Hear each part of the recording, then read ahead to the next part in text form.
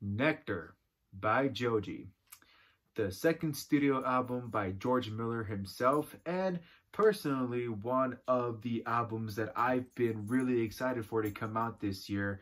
You know, I was really anticipating this album. You know, I've been looking forward to it for so long. You know, after it got, you know, delayed from July to September, you know, I have just been like so excited to hear this project. And let me fucking tell you, I still was not fucking ready. 88 Rising has been strangely quiet this year, I believe. You know, I felt that they were like a lot more active last year, considering that, you know, we got a new project from Rich Brian last year. We also had the Head in the Clouds 2 project, and we also had the Higher Brothers new project, as well as Lexi Lou's debut project under 88 Rising. You know, I felt they were a lot more active last year, which, you know, they showed a lot of the true potential that they had within all the other artists that they signed.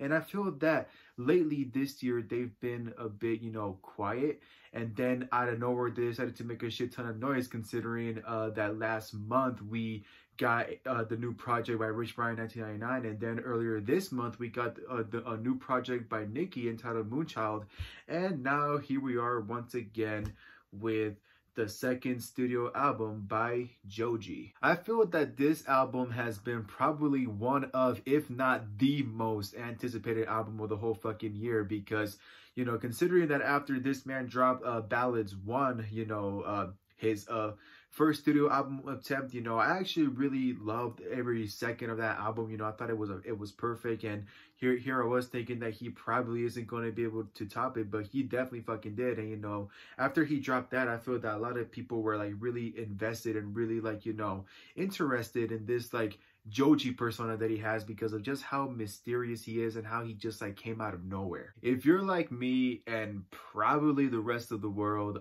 then you knew this man as Filthy Frank, probably one of the most weirdest and, you know, funniest and mysterious fucking YouTube channels that there was, you know, back when he was like still doing his thing. You know, I think he started in like 2013 or something, and then, you know, like stopped at like 2016. You know, I personally like don't recall or don't really like know, but I knew him as Filthy Frank first, and, you know, that was like the most weirdest time ever. You know, this man like ate a fucking like human cake. You know, fucking he had like PewDiePie send in fucking pubes to him. Like it was like the nasty shit in the world. And then next thing you know, he has this music persona called Pink Guy, and he fucking like made a bunch of weird ass songs about, you know, wanting to fuck Donald Trump and shit like that. You know, he just, you know, he always had like such weird personas, and, you know, I felt he was super talented for that. You know, he has like all these like mini personas that, you know, constantly makes people like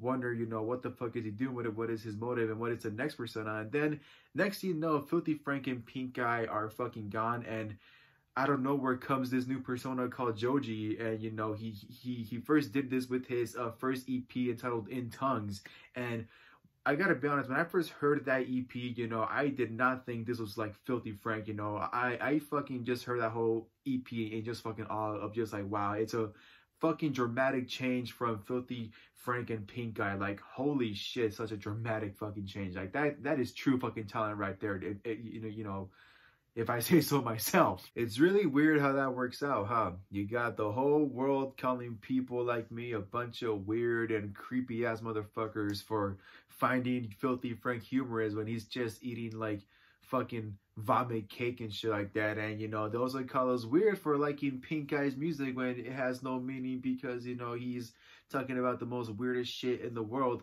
And now all of a sudden Joji became the world's favorite, like most favorite and beloved Japanese singer slash songwriter. You know, motherfuckers love Joji so much, and it's weird how the tables turn. You know, somehow we're not so fucking weird anymore, huh? Now you're the weird one. So on his second studio album, Joji pretty much reaches beyond the basic R&B sounds, and pretty much finds a way to experiment with many new sounds to create a true magical experience. And that's what this album pretty much is, as a fucking magical experience. You know, this man went all out. You know, it's 18 tracks, you know, nearly an hour long, and, you know, to be honest, it goes by super fucking quick. And you honestly just sit there in awe, because holy shit that he fucking improved so much from the first ballads album. Honestly, I don't think anybody really knew what to expect from Joji with this new project, including myself. You know, I did not know what to expect. You know, all that we had was excitement to finally hear a new project from Joji. You know, I was really like anticipating this album, and I think at this point we definitely should expect the unexpected from Joji, because you know, no matter what, this man is gonna do like something so strange and something so fucking unique and different. You know, he is on a whole nother fucking planet. You know, he's on a whole nother fucking level, and I'm totally here for it. You know, I really love how this man like makes a ton of fucking unique sounds and music, you know, and just when you think he can't, you know, outdo himself, he fucking does it with every new track and every new project. You know, he just will always be able to outdo himself, and it's fucking amazing. You know, not that many artists can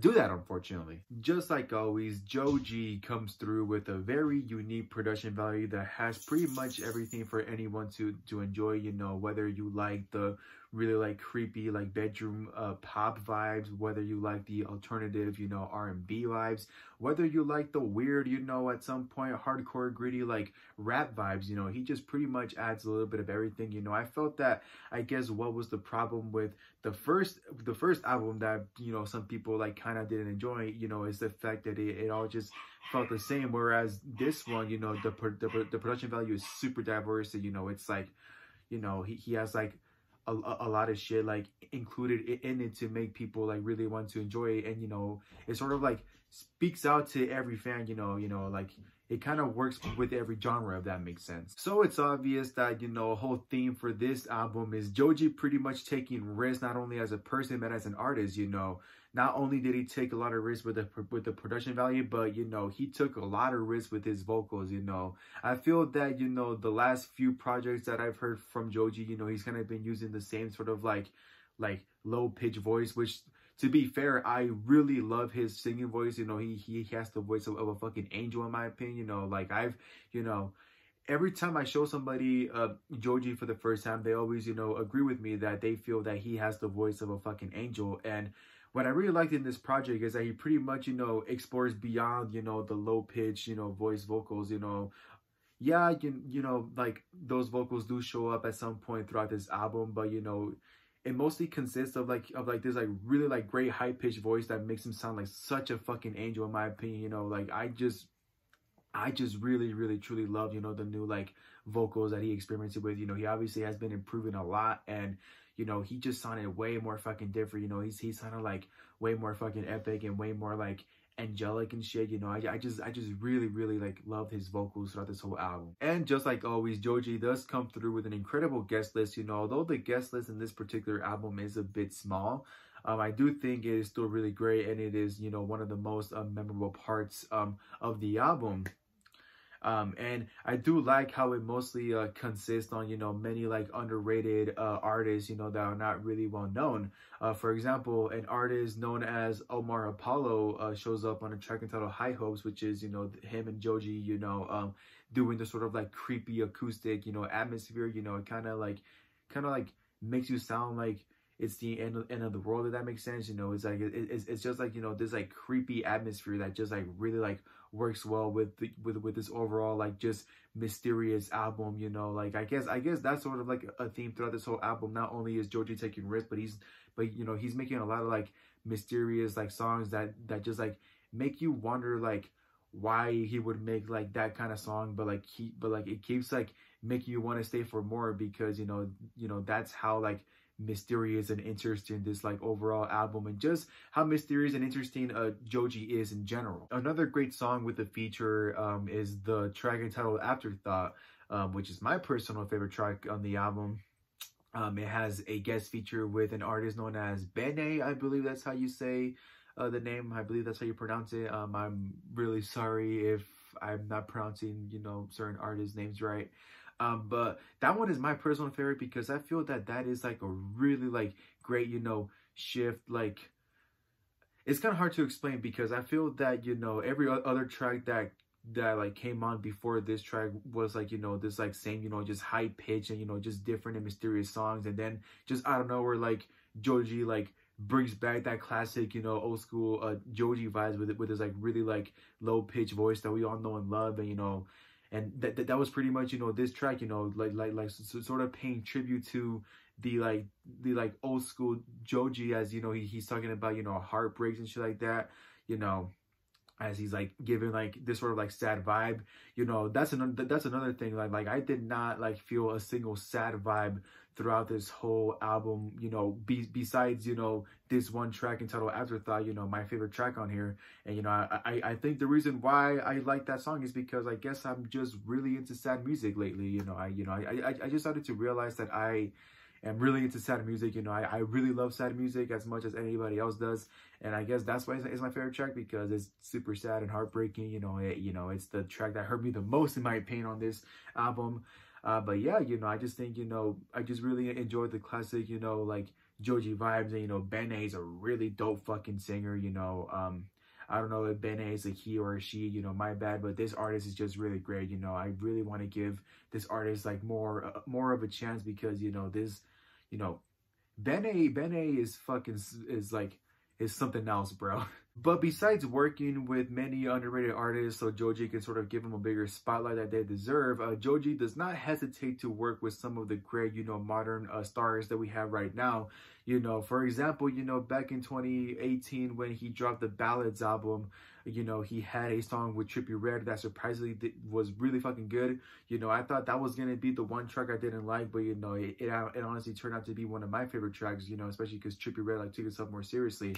So, you know, that's one example. And, you know, he does team up with two of like really like good modern artists in this project. For example, the track Daylight, which includes a feature with Diplo. You know, I'm sure we have all, you know, heard that. I think that was one of the lead singles of this album before it came out. You know, I really love the great, you know, EDM / you know, like classic like rock song that they created. You know, it was something super fucking great. But besides that one track with Diplo, he does surprisingly team up with probably hip-hop's most modern, you know, like outcast, and that was Lil Yachty himself. I think he shows up on a track entitled Pretty Boy, and holy shit, is that song something else. You know, I think it was a perfect like track for them, you know, Lil Yachty being, you know, a really like big outcast in modern hip-hop because of how, you know, different he is, and because he's not really doing it for the money. You know, he's just doing it for the fun. You know, he just like really loves having fun, and you know, he always like tries to be positive, which is, you know, really cool to see, because, you know, there's not that many people out here that would be positive, especially since, you know, after obtaining fame, they would like really complain about, you know, how the lifestyle is fucked up. So, you know, that's one outcast. And then there's Joji, who is just probably the biggest outcast in the music industry because of just how mysterious and weird and goofy he is. And I feel that, you know, it was about time that these two like did make a track together, because holy shit, did they sound so great. You know, yeah, it was a very dramatically different, you know, track than what we would expect from a Joji album, but, you know, holy shit, like, did it turn out so fucking great. You know, it's this sort of like hardcore, dark, you know, gritty like rap mixed with R&B vibe. You know, it was just something super fucking weird. You know, Yachty obviously, you know, like rapped throughout all of it. You know, Joji had this like really like dark tone voice through it all. You know, it was just like this weird song that you didn't think was gonna work out, but it fucking did. And I think the reason why it did so well is the fact that Joji and Lil Yachty are considered, you know, some of the biggest outcasts in the music industry. You know, Yachty more of hip-hop, and, you know, Joji just an outcast in general because of how weird he is. And, you know, these two just like came together and like, you know, try to make the weirdest fucking song they could make, and holy shit, did it fucking like turn out so fucking great. But besides all the features, Joji definitely shines on his own throughout this whole album, as he pretty much creates probably one of the best projects to come out in 2020. You know, I have no doubt that this album will forever be remembered as probably the best project that Joji has ever made. Don't quote me on that, because I'm pretty sure Joji is going to outdo himself as he always does. You know, he outdid himself once in the In Tongues EP and with Ballads 1, and I felt, you know, it wasn't going to happen again. And then he outdid himself again with this new project. So there is obviously, you know, nowhere to go but up from here. And I'm totally excited for it. You know, I'm really excited to see what is next in Joji's career. And, you know, hopefully it doesn't end anytime soon, because I feel that around this point, you know, he is going to try and find his new persona, and it's going to be a lot more like something a lot more different. But I think that he is going to stay as the Joji persona for a while now because, you know, this is pretty much the persona that put him on the fucking map, that are making a lot of people really give him a lot of attention, and I have no doubt that he is going to gain a lot more with this project. Thank you all so much for watching. If you guys enjoyed my review, don't forget to like, subscribe, click that bell down below, all that good stuff, and don't forget to stay happy. Lately I've been slipping away.